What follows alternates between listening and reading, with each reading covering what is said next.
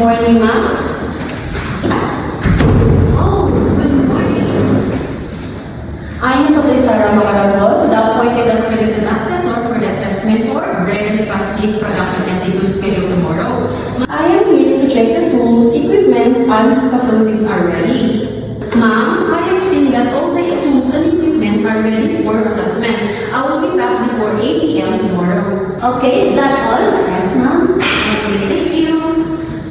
I would like to acknowledge the presence of Ms. Johanna Imam, our assessment data center manager. Good morning, ma'am. Our next representative, Ms. Norjana Amalna, from the Provincial Office. Good morning, ma'am. You don't have to worry about their presence. They are here to oversee the conduct of competency assessment and to check the conduct of competency assessment is in accordance with the prescribed methodologies and procedure. They are not here to assess you. I have here with me the list of candidates for competency assessment. I will now check the attendance. As I call your name, please submit your submission slip and sign the attendance sheet. Mr. Ashri Faisal. Okay, thank you. Sign the attendance sheet. Thank you. I have here with me your self-assessment guide. This is an indication that you know and you can perform all unit of competency in this qualification. Today, I'm going to administer the competency assessment for bread and pastry production NC2 that composed of 3 units: the basic, the common, and the core competency. Hello everyone, so we have here 5 core competencies for bread and pastry production NC2. So first is we have here prepare and produce bakery product.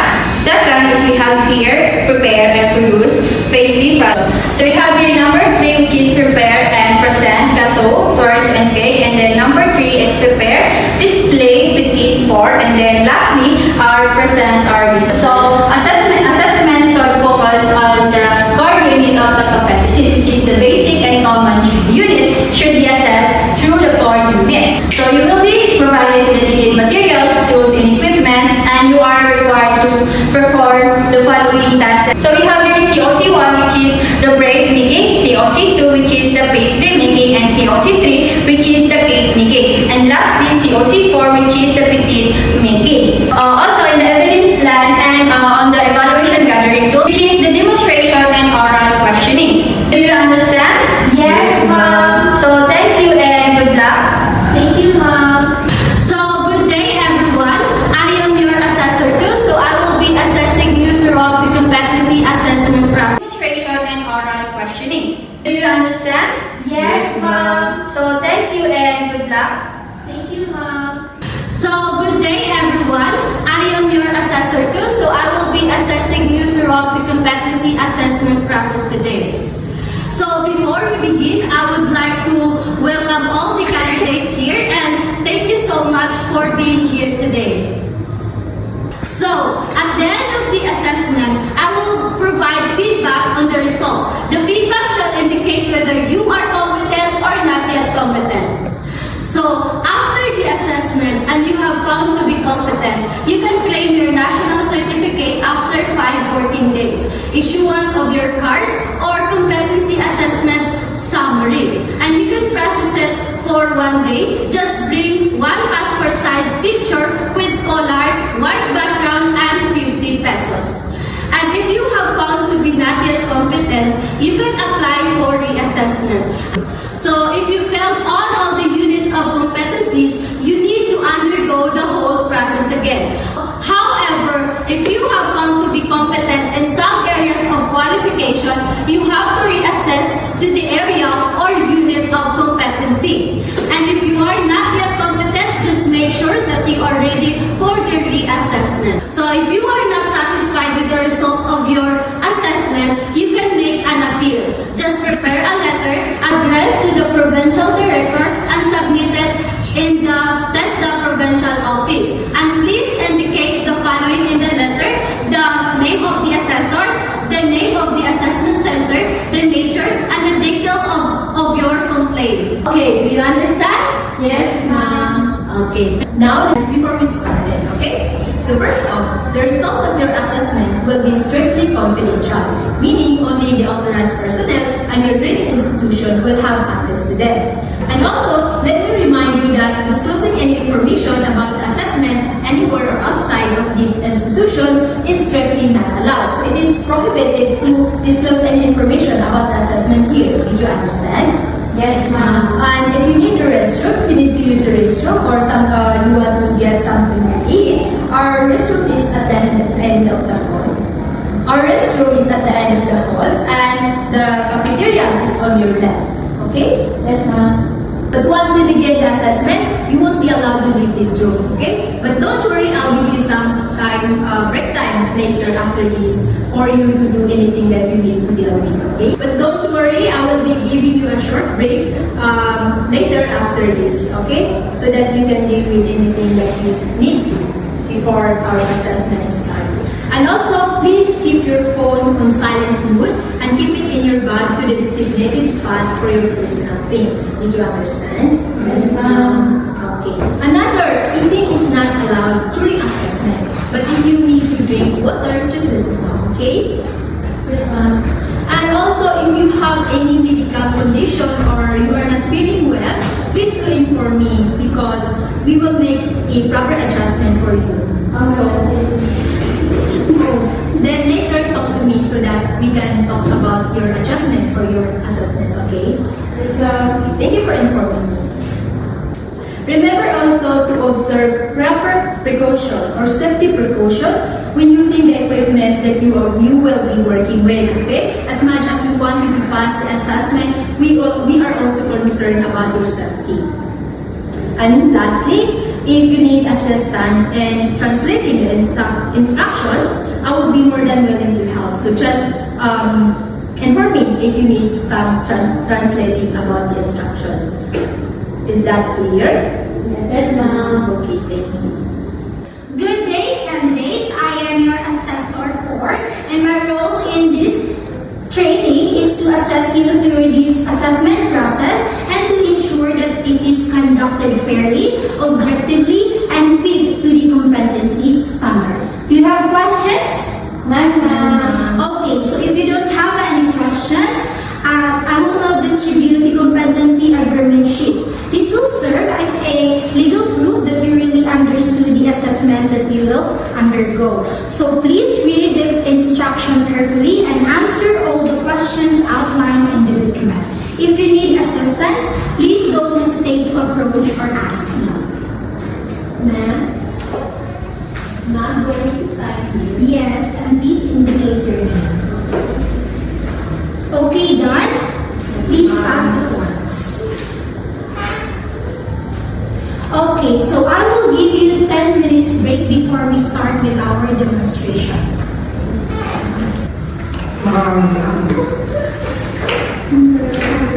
Let's pray na mapas tayo. Pag-message ko rin. Break time.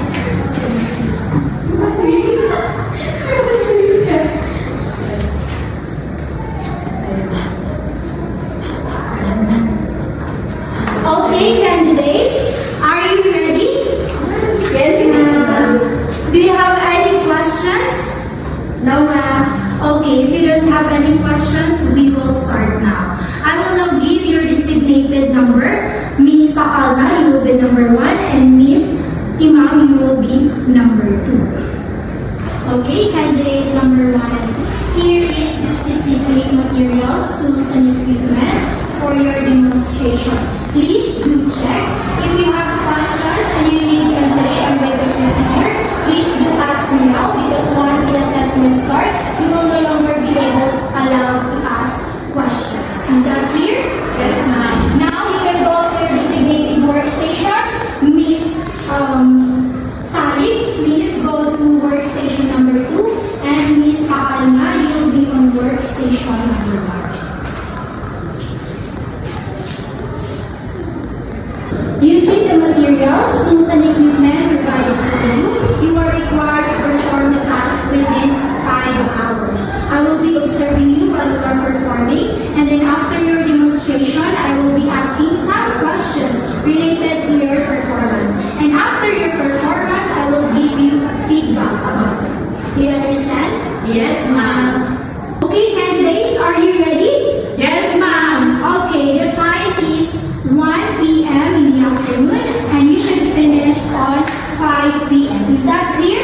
Yes, ma'am. You may start now. Good luck.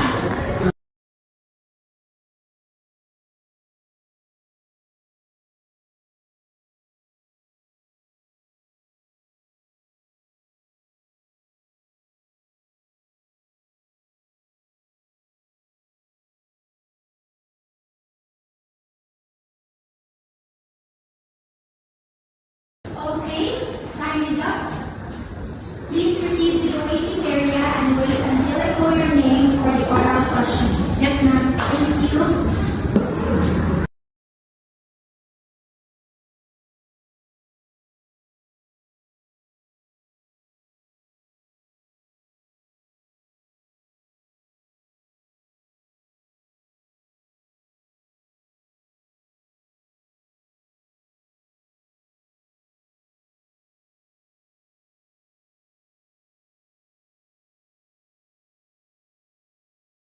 Okay, time is up. Please proceed to the waiting area and wait until I call your name for the oral question. Okay, ma'am.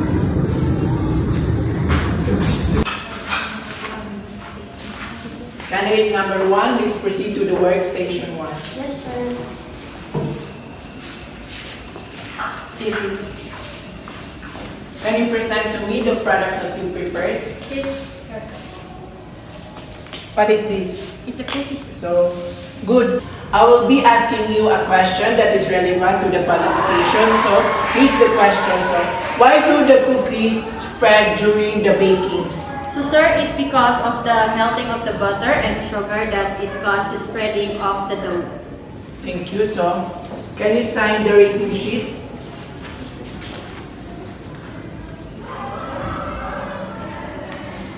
And please call Miss Sally for the oral questioning. Sonic, you are called for the workstation.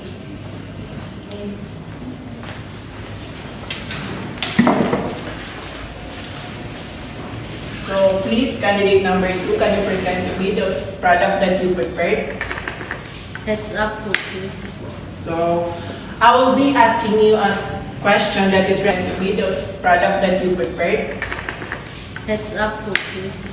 So I will be asking you a question that is relevant to the qualification. So here's the question. So what's the main role of sugar in cookie making? It adds sweetness, tenderness, and it helps with the brownie. Thank you. So can you please sign the rating sheet?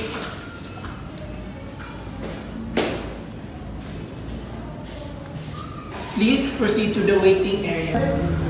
How are you, Miss Dalik? I'm good. So, you answered all the questions correctly. That's very good. Your presentation of the finished product is satisfactory. You were able to perform pastry making, cake making, and petit four making. So, however, you were unable to finish the task within the allotted time, specifically in cookie making. You will be issued a COC for the competent units. Please sign the parts and proceed to the waiting area. So please call Miss Pakalna.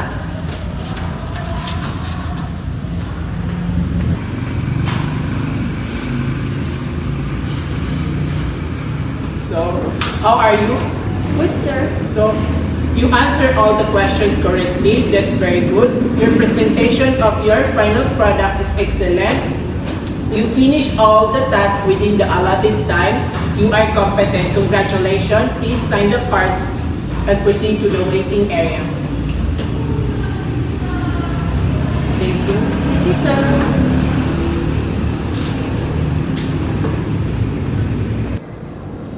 I am Ashby Faisal, your assessment center manager. Out of 10 candidates, 9 of you are competent and 1 is not yet competent.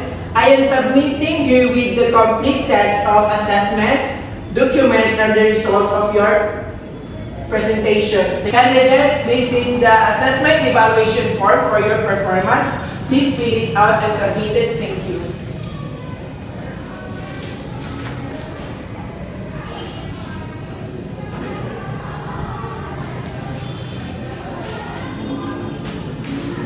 that would be all. Thank you and congratulations. Thank you, sir.